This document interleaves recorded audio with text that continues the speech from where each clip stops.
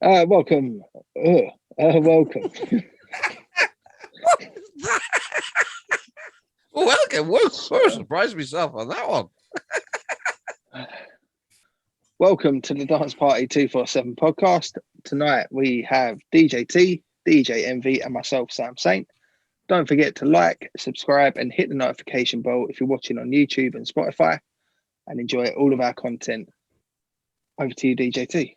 I was reading, not the actual magazine, but the online version of DJ Mag. Although, who was here, gone to the supermarket and ended up reading DJ Mag? and then like, oh, we opened it back half an hour later. Anyway, read an article in DJ Mag today about the top 100 clubs. And you can vote on them. The voting finishes on the 11th of May. So it's like their top 100 DJs. Thing is, I went in to vote, and then you get through, you put your details in, and then it doesn't give you any suggestions or anything like that. It says 1 to 5, club in town or country, and you go, don't know. There's like blank. But it got me thinking, what's your favorite nightclub and why? And what constitutes a great nightclub? How do you make your kind of perfect nightclub, or is there such a thing? The perfect nightclub don't exist. So I think, well, might do in your own head. I mean, it doesn't have to be a real thing. I think what makes a good nightclub are the people and the music. Simple as that. If you've got good people, and you've got decent music, regardless if they're a world-class DJ or they just come out their bedroom, but they're a good DJ, that's irrelevant. Or even if they dare say on controllers. We won't go down that road because it's not a DJ, is it? Long as they're banging the music and banging the tunes. Yeah, we would only be judgmental because you are. I think, Egg in London's a good club. Sam agrees. You can see his little face there.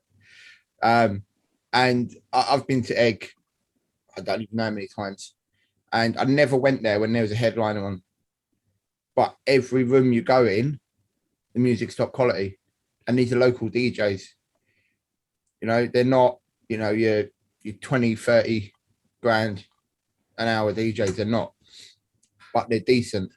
And that makes a night, like, as long as the music's good, the people are good, that's it. Right. Thank you for listening to the Dance Party 247 podcast. No, but okay, you got to have an atmosphere. You got to have ambiance. Yeah. That all comes from the people, doesn't it? Okay. So everything stems back to the DJ and the people. If you have a great night, great people, you'll find that almost in you'd hope to find that in most cities around the world. So then what distinguishes a good club from a great club to a poor club? I will attempt to answer that question.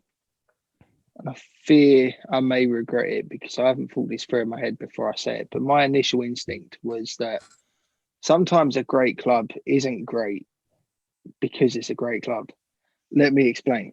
So you get a lot of people in this world, followers will go where the crowd is. Initially, one person leads that crowd. I think a great club now is called a great club because they've had legendary acts in the past, like Envy said, your 20, 30 grand artists, headliners. And that's what makes that club great because so many people have had that great night there. I walk into a club, I don't necessarily see the difference from one club to another. Visually, looks different, but the fundamentals of it is still the same. You've got people and you've got music. And that's where I don't think I've ever been to a bad club on a night out. In other circumstances, I've been there, yes, looking at the DJs, etc. We've been over there numerous times. But as a consumer, as a visitor at that club, I don't. As a raver, yeah, whatever you. Well, okay, because you got clubs that can be like really, really small, compact, and only hold 50, 70 people, for example. What's funny about that? And then you got obviously, then you've got your mega clubs, which will go to Ibiza and hold 10,000. So there's the atmosphere is going to be completely different between those two events, and you could have an absolute best night of your life, and the club has got less than 100 people in it. Yeah, but it's not. We're not. I never said, and Sam never said about the amount of people in there. We just said good people. Yeah, and okay, good DJs. But okay. First of all, to me, it's you go in somewhere whether there's people in there or not before the music's even playing. To me, you need to have a good vibe about the place. So it's got to wow you and go, whoa, yeah, this is like, I've died and gone to heaven kind of thing. To that extent, or and I'm kind of one way and the other, I'm one extreme to the other, or it's completely different and it's basically I can't see bugger all because there's nothing here and there's just strobes going, and then those kind of clubs, it's more about how the music wraps around you and makes you feel.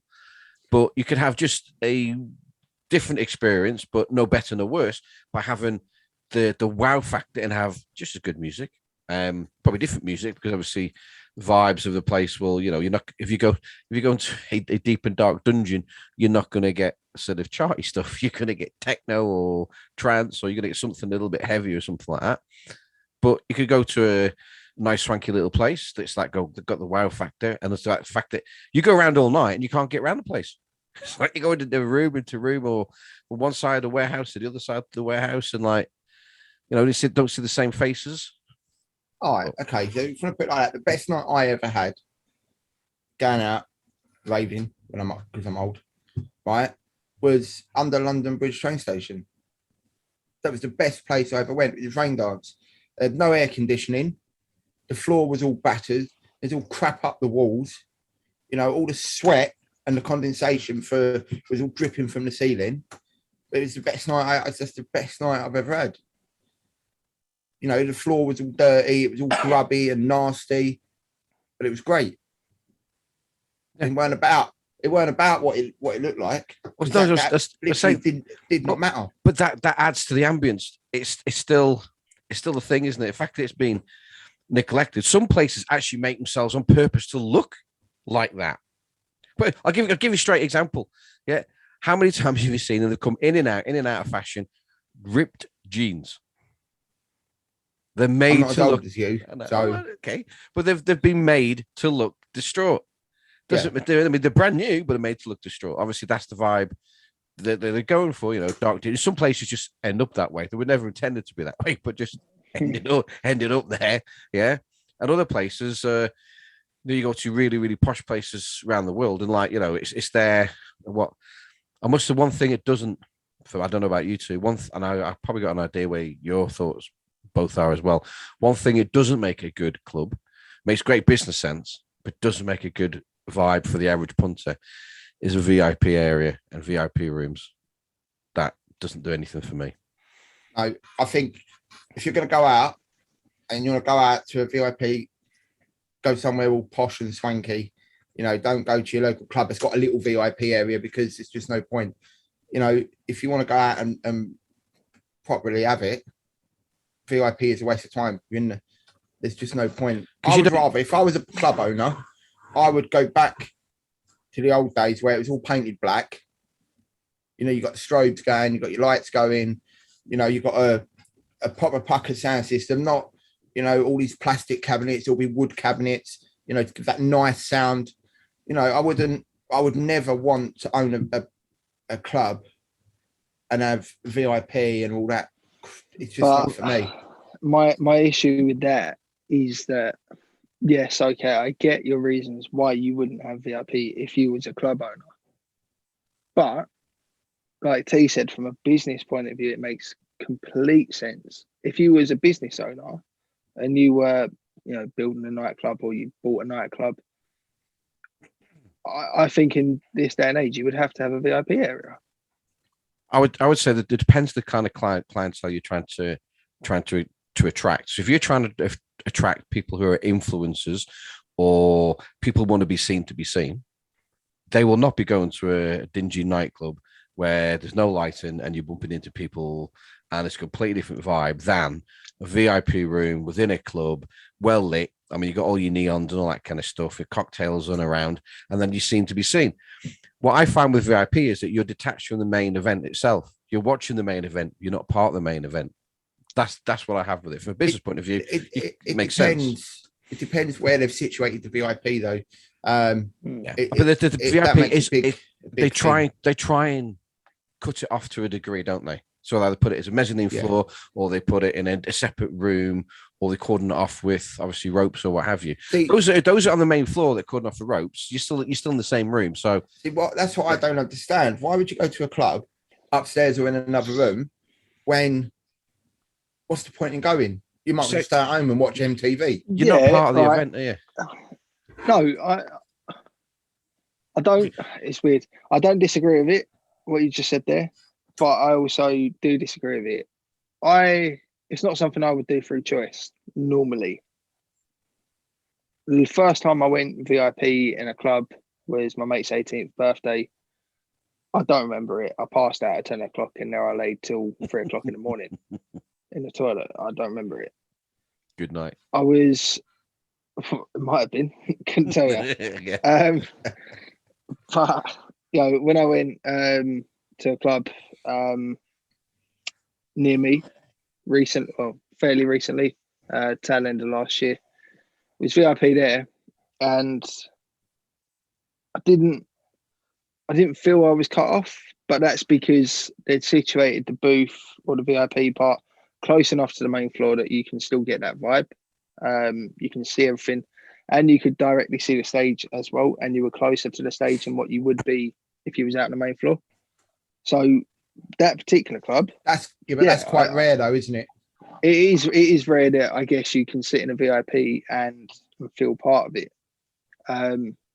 But then again, it comes down to business owners not necessarily thinking, we're talking about this as from a DJ's point of view, because we're all DJs. Do the business owners or the architects that design these clubs even think of that? Probably not. So we're sitting here slating it. But you've got to remember, a lot of clubs are just old buildings that used to be something else and they're redesigned. So look at Printworks. That's a classic example. Yeah. But if you do put a VIP area in, people want to use it, and I've never understood it. I used to go Camden Palace. Anyone remember Camden Palace? You might know it as Coco's, Sam. I've heard of it now. Yeah. Yeah. So back in the day, before they changed it to Coco's and it went downhill, it's just a crock of crap now. Camden was absolutely banging. There was no VIP. You could get right up close to the DJ, but not close enough to touch. Do you know what I mean? He's on a stage and then he was set back, but you could be right in front of him. Yeah, they had 3 floors, it's all balconies, no VIP. Everyone who went there was on the same level. And we won't talk about what level that was, but everyone was on the same level. I would guess that you can't, we're not superstar DJs, so we can't say on behalf of superstar DJs, although DJ Wongi is apparently. Anyway. He's a founder, mate. He's a legend in his own mind, isn't he? But anyway,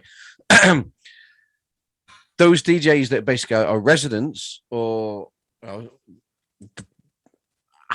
would say that from their perspective and perspective of us putting events on as well, that the better nights, the better vibe of places that don't have VIP, or the VIP is not in action in essence, because you get a completely different vibe. If you're going out as a punter, then yeah, okay, I can see why you have VIP, gives you status. But the thing is, sometimes it just feels a bit funny to me. If you go to the VIP, it's just a step up in the same venue where you are. If you're in a bit of a dive, which there's a few of them out there, you're in the VIP in a dive nightclub. Yeah, to me, is if you go to a really, really posh one, everything's really posh to start off with, and then you're going a little bit posher. So it just depends what club you go to. The VIP almost is like it just means that because you're separated, you can charge more money, or you have to buy more drinks or whatever. But if you're in a posh nightclub, then you're already getting the vibe of the poshness. It's not like, oh, Okay. it's dark and dingy there. So and it's all lit up in the. I'll give you an example of a posh nightclub. Green Park, Tiger. Right. That would be classed as a posh nightclub now, wouldn't it, Sam? In London.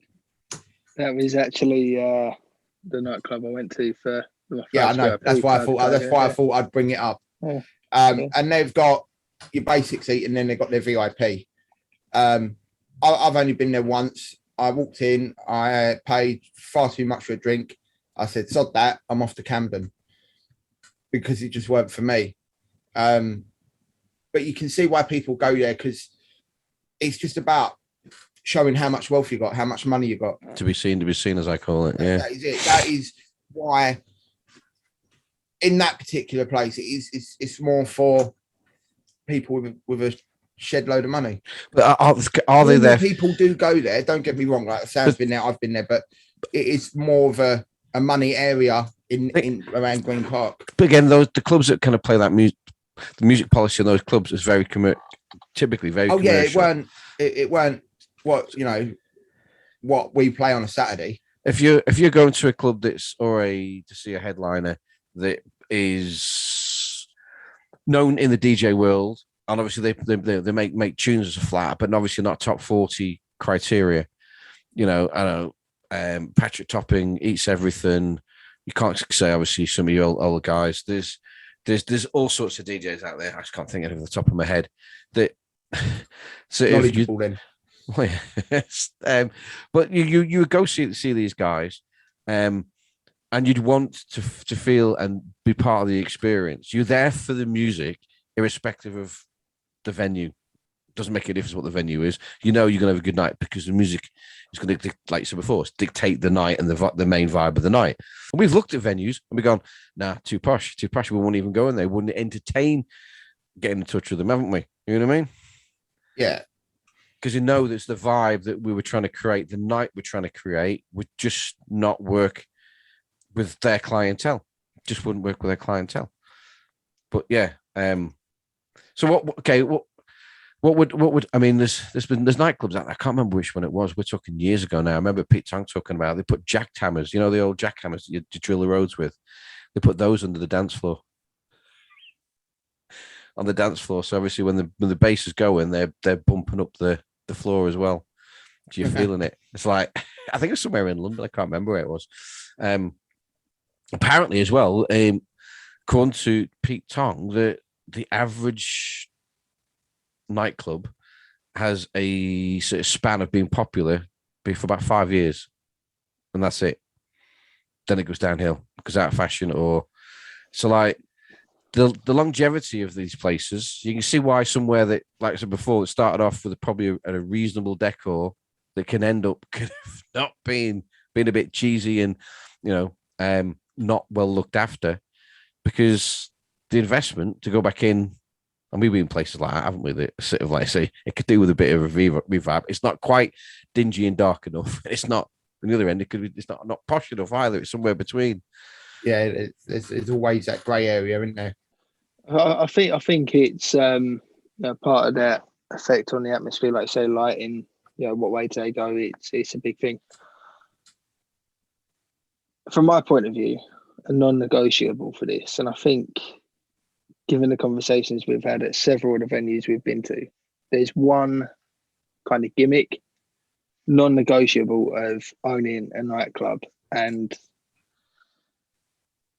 if I had my own nightclub, it would be full of them. Absolutely full of them. Pole dancers? No, that's not a bad idea, but what I was thinking of. Can you guess what it is? It's not pole dancers. Bad DJ. Gimmick. He's obligatory, mandatory. Tick the box. Bad DJ. I said let's be honest. We've seen that in a lot of the venues we've been to, haven't we? Let's not lie. So what does Sam and say? That is very like gimmicky, isn't it? It won't be them stilt walkers we see with it. No. I can't think they were scary, man. I don't like people on stilts.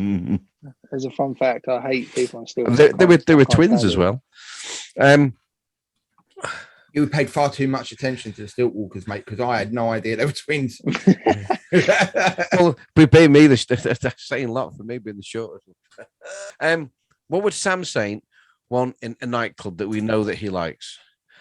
Uplifting house. Well, there's nothing to do with music. nothing to do with music, nothing to do with the decks or the equipment in that case. Lighting. It is gimmick. It's similar to lighting. You should have them in every nightclub. Oh, you're going to be smoke machine. Yeah. Bang on. I swear to God, every festival you see, whether it's out, whether it's up. I mean, look at we've all seen Kevin and Perry, right?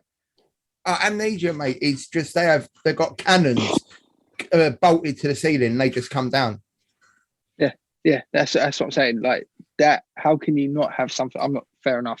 Not every club could probably go to that level from a health and safety point of view. But local fire brigade come and get them. You know what I mean? Can you imagine? You can have a quick dispensing fog, and anyway, it's more fog than it. But yes, I like the water. I like the waterfall ones. They come over dry ice. It comes like as a waterfall. Yeah, but the only thing with them is, they are very, very thick, aren't they? And they do stay a very long time. Yeah, but they stay to the ground. They hug the ground. They don't go up to the ceiling, so they won't set off your alarms. They just because of the dry ice makes them on the ground. I don't think that works on its own. That dry ice on it does not work on its own. No, I didn't say you wouldn't have your normal fog machine. No, you still have to have the fog machine, but with a fog machine, you don't have to have the dry ice. No, I'm just saying what I like, which is very similar to the fog machine. It's like me saying, "Oh, there's this flashy, but there's this flashy as well. I like that flashy." It's like they are very similar. I wouldn't have. If I had a choice, obviously the obvious one is just a smoke machine. I say a fog machine, a smoke machine, but. You've got haze machines as well now, haven't you? Yeah, hazers and foggers. They're just this thinner and they disperse quicker. But yes, ballpark. But I do like a cascade. Yeah, and then obviously hanging around your feet, you look like you're on top of the pops. That's an old reference, by the way. Do you know where they should have them? Right, and I think this would be cool. Have them up high, and it just lifts down. Yeah, it does. But they don't do that, do they? Normally, when you see them, they're on the floor. Yeah, and they pump them outwards, and obviously it just hangs on the floor. But what I mean is, if you had them coming from down, looks like a waterfall. Looks like a and waterfall. Then you'd have one either side, and then the smoke machine in the middle. I don't know how well you're going to be able to see this, but I can't see it at all, Sam, because all I'm getting is. All right, that's better. The thing is, you've got. That's Ibiza, isn't it? Yeah, look at that. That is just banging. Them. But the thing is, there's already before even the fog machine obviously blasted them to pieces.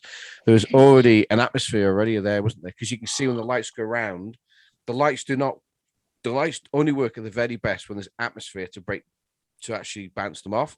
So some are very specific, which you'd put on a dance floor. Obviously, some are basically just aerial, just like your strobes and stuff like that. Yeah. But obviously, a lot of the lights, especially like lasers as well, they cut through. They have to cut through some atmosphere to get the very best out of them. So and that's where you need your smoke. That's where you use smoke machine. Absolutely. So I'm gonna run off some questions. Just yes or no answers required from you both. No explanation. That's going to be difficult. Would you have us too? Yeah, I know. But you've got to do it. So, first question: would you have a VIP area in your nightclub? No. If I owned it, I literally just said no explanation, just yes or no. And if I was the owner, yes.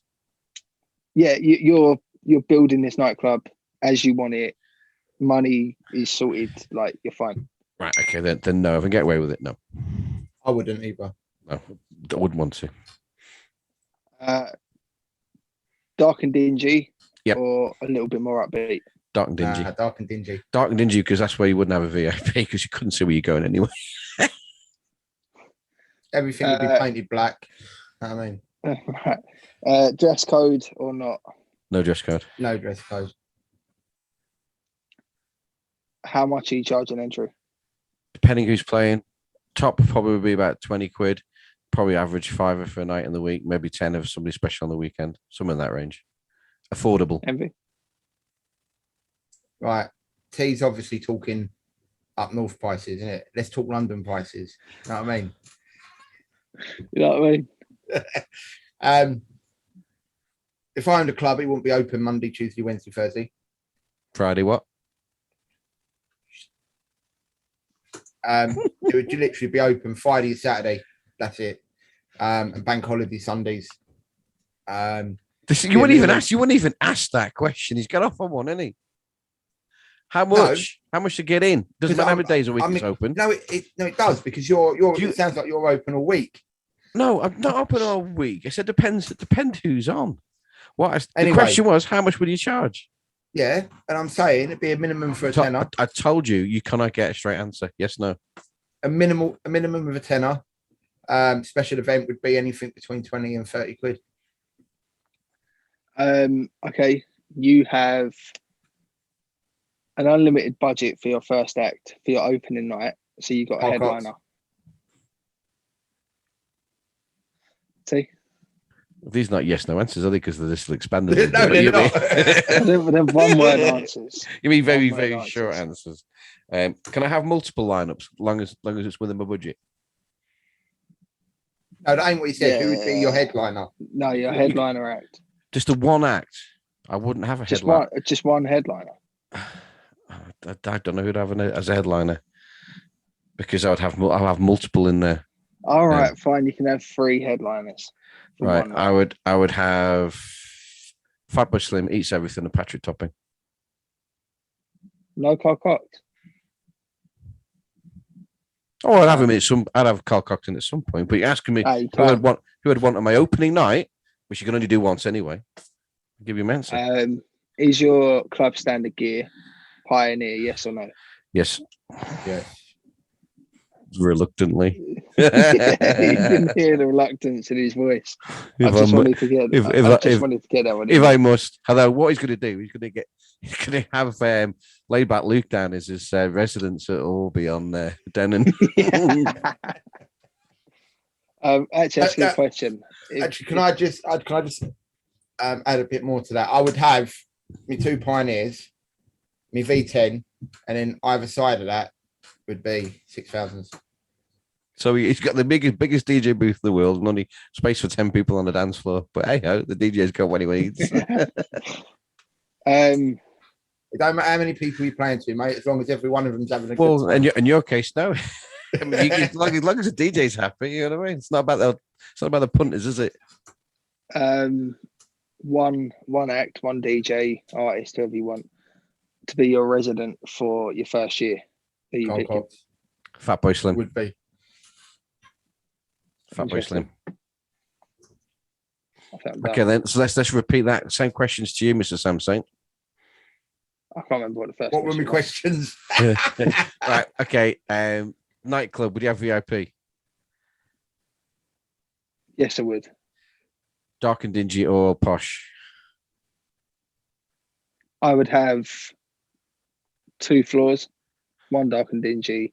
No, that's not what that weren't the question, was it? All right, dark and dingy. Okay. All right. Price. Same as MV, minimum a tenner. Special events, 20 to 30. Opening act, first night. Good job. Sonny Federa. Okay. Who would be a resident?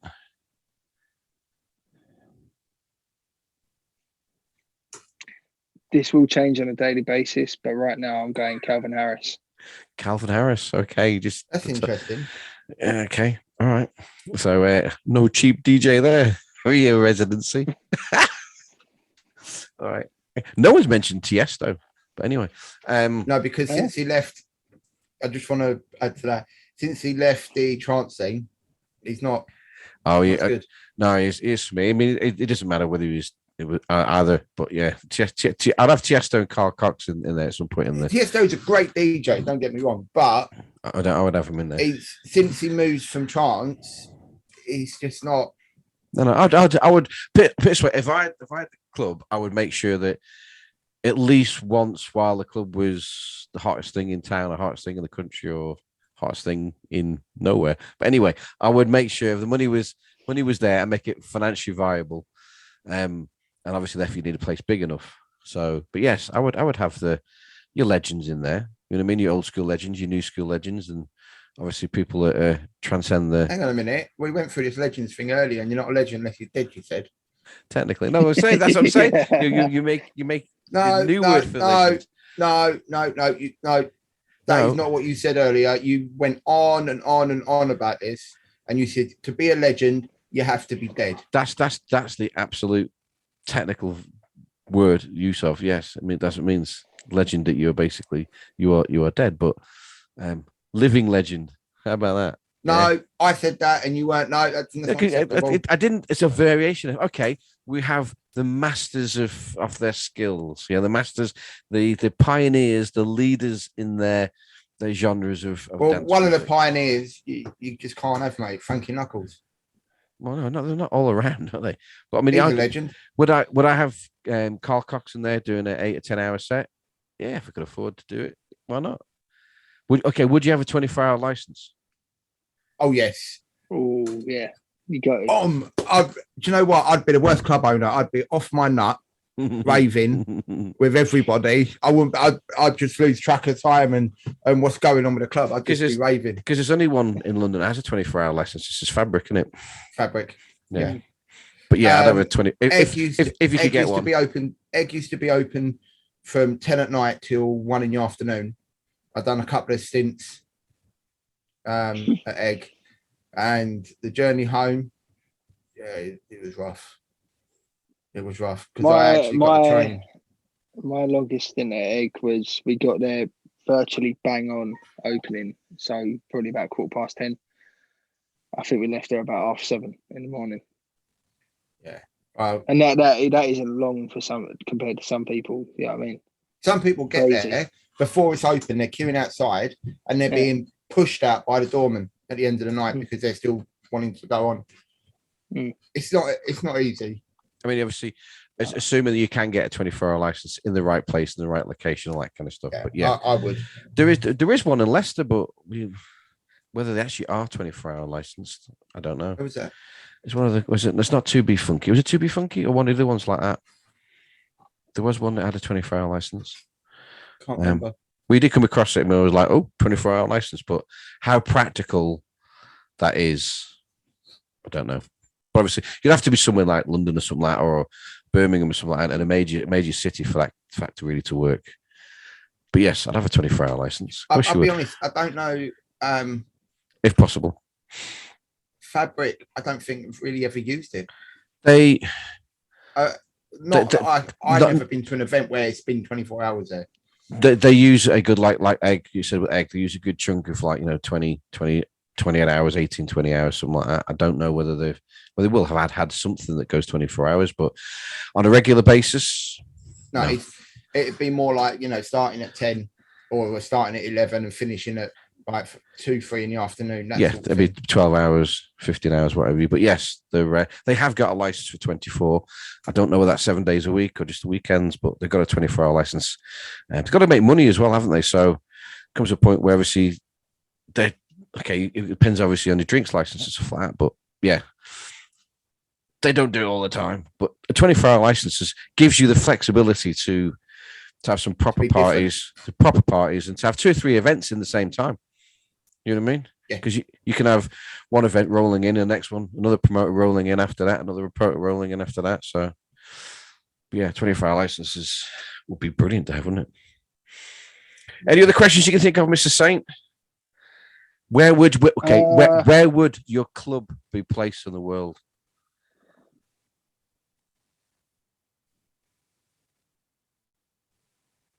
No answer. Out of space by the sounds of it. No, I was just reading something about Fabric. That's all. So where would this club Where would be? I place my nightclub? Irrespective of like, the money's not an object. It doesn't matter. You've got a second home there, so it doesn't matter anyway. All that kind of stuff. Yeah, logistics not a problem. Where would you have it? I know where my heart's telling me to have it, but it's not practical. We got on the Wenger boys trip to Ibiza. No. Oh, can I go global? Global, Or yeah, can I I was just- saying global. Mine would be in Ibiza because why not? If you're going to Ibiza, then the prices, I think Ibiza, the prices are definitely not local prices. The prices are going up. 50 quid I in would the have- door. I would have one in Ibiza, one in Magaluf, and one in Napa. Oh, Napa's a shout. I'd have 3. Yeah, because he'd be on the garage ride, wouldn't he? Yeah. I could have a bit Okay, of both. so I'm gonna. It's easy to say where you'd put them in the world. I'm going to keep it UK based, and you can't have it in your home city. So, Right, so me and I would- it's I would- London. I'd have it London. Second choice would be Birmingham. If we're going global, it'd be Ibiza. Probably one of the American the states in America, something like that. Vegas is the obvious one, but I don't know. Probably but probably it's for the Miami. Americans, isn't it? Well, yeah, I'll probably go Miami to be fair. Something like Miami's Miami. got a good dance scene. Yeah, Miami. I would like London because it's Yeah, you're not allowed London. You got to no, pick but somewhere I live in else. Essex, London. mate. I live in Essex. I was born in Essex. London's mate, not where I come from. You can't have it in the nearest major city to you. How about that? Yeah, you're barred from London. You cannot go there. That don't surprise That's me. all right. You come down to my club, which is based in London. That's fine. That's not a problem. Go on, where would you have it, Envy? What town? I suppose probably Manchester. Probably Manchester or Newcastle. That's where my heart tells me You know to what? put it, in Newcastle. I would go. I said Birmingham, but just thinking about it more logistically and everything like that. As to And it's not long necessarily. story short. I would go London, then I go Liverpool. Yeah, but on the way to Liverpool, you might as well go to Birmingham. Because Birmingham's kind of that way. From where I live is that way, down the south a bit, and Liverpool's pretty much straight across. Yeah, but I'm not being funny. Money's come no down like that. object. No, You no, can just get a helicopter. I was about to say I'd get in my plane, mate, and fly down. yeah. You know what I mean? I tell you for why, They don't because obviously we've never played in all these places, and we never played to obviously some of the places we have. Hang And on, we have I've played in London, thank you very much. yeah, okay. We've all played in Glasgow. Not Glasgow, in Scotland, but Falkirk. yeah, but it's not one we want to shout about, is it? That one. But anyway, let's move on. I would say that I fought with our own. going with a consensus of people in terms of parties and stuff like that, and obviously the crowds and stuff like that, I'd probably go London, and then because obviously in London it just will be different than anywhere else in the country. Period, because it's London, isn't it? Yeah, it's your capital. But yeah, I'd go Liverpool, and maybe Birmingham or maybe Glasgow. What about Newcastle? Newcastle. Newcastle's, but I've never been to Newcastle.